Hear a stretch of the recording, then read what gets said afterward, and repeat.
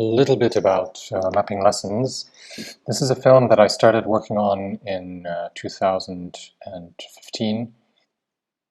This was in the period following when the Egyptian revolution began to be crushed by the regime. So I had been part of a collective called Musserrin during the Egyptian revolution, and we had been quite active in making videos, trying to fight against the censorship of the regime.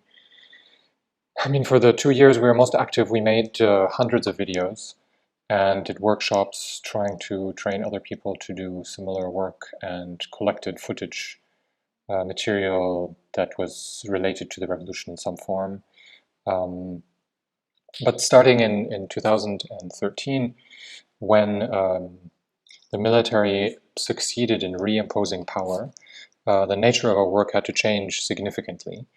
And yeah, we were no longer able to go to the street. The regime imposed a law that banned the act of protesting itself. So the very last time that I filmed on the street was in November 26th, 2013.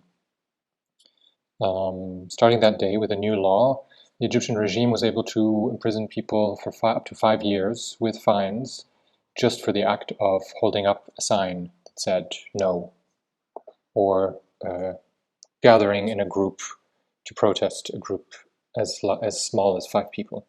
And so I began working on this film mapping lessons in a very different way. I mean, it's a found footage film, so I'm working with material that a friend of mine shot in Syria in 2012, and connecting this with found footage, excerpts of fiction films, from films that were shot or portraying events all around the world. And its focus is really this idea of autonomy, this idea of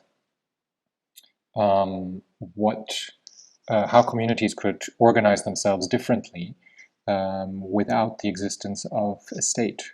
So in the Arab world, as in so many places around the world, the state exists in order to control us, in order to suppress us, and to limit our imagination, and to limit the way that we live in so many different aspects of life. And so with this film mapping lessons, I'm taking some of these examples of autonomy, of self-governance, of local governance, and trying to take some lessons that we could think about in order to prepare collectively for the next time when it happens again.